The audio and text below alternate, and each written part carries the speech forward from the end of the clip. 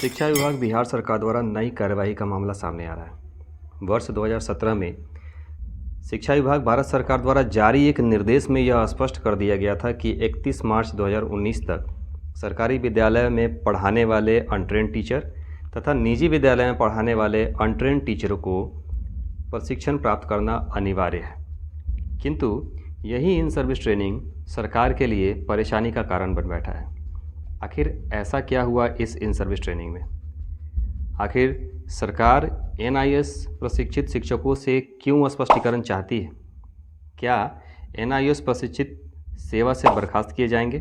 जाने सब कुछ इस वीडियो में। नमस्कार दोस्तों, स्वागत है आपका आपके अपने चैनल एडुप्लॉट डार्क हॉर्स में। अब तक यदि आपने इस चैनल को सब्सक्राइब नहीं किया है तो कृपया सब्सक्राइब करें और बेल आइकन दबाना ना भूलें। आइए शुरू करते हैं। इस बृहद प्रशिक्षण कार्यक्रम के सफल क्रियान्वयन हेतु national institute of open school, जिसे हम एनआईएस के नाम से जानते हैं, इसे अधिकृत किया गया था। यह प्रशिक्षण 18 माह की अवधि का था। इस प्रशिक्षण का उद्देश्य आगामी नई शिक्षा नीति का अनुपालन करना था, किंतु सरकार द्वारा जारी किया गया यह आदेश वर्तमान में चर्चा का विषय बन बैठा है। शिक्षकों ने गलत तरीके से न केवल प्रशिक्षण ही प्राप्त किया बल्कि बीपीएससी परीक्षा उत्तीर्ण कर विद्यालय अध्यापक का पद भी प्राप्त कर लिया। किंतु अब ऐसा क्या हो गया, जानेंगे इस वीडियो में। पूरी जानकारी के लिए वीडियो के अंत तक बने रहें। औरंगाबाद जिले से निर्गत पत्र में एनआईएस प्रशिक्षित शिक्षकों की सूची जारी किया गया है, जिसमें कहा गया है कि प्रमाण पत्रों के प्रथम दृष्टया अवलोकन से ऐसा प्रतीत होता है कि इनकी योग्यता विद्यालय अध्यापक पद हेतु समुचित नहीं है।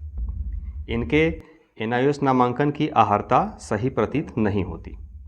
सूची में वर्णित एनआईएस डीएलएड प्रशिक्षित ऐसे विद्यालय अध्यापक जिनकी नियुक्ति बीपीएससी टीआरई 1 में विद्यालय अध्यापक पद पर किया गया है, उनसे स्पष्टीकरण के जवाब में कुछ प्रमाण पत्रों की मांग की गई है, जिसमें पहला है एनआईएस डीएलएड नामांकन हेतु आवश्यक कार्य अनुभव की छायाप्रति।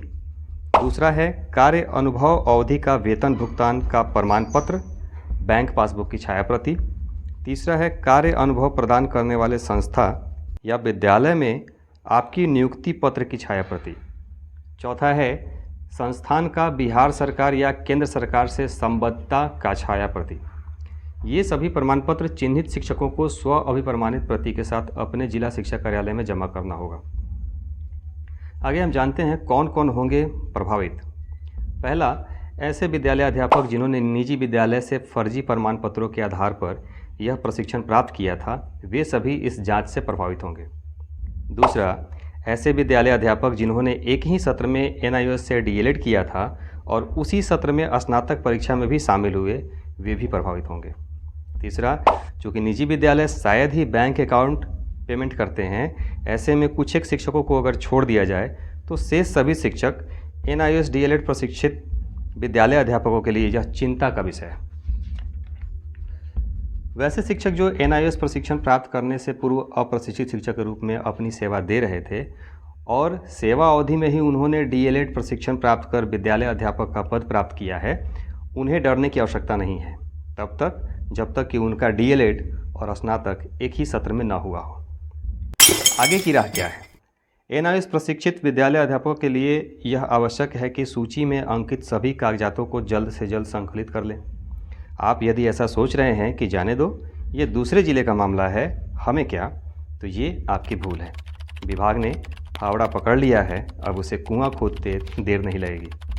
ऐसे में आवश्यक है कि समय रहते सचेत हो जाएं। कमेंट में निश्चित रूप से बताएं आपका इस बारे में क्या विचार है। तो दोस्तों, ये तो था एनआईएस का मामला, लेकिन ट्रांसफ़र का क्या? वो तो नहीं होने वाला।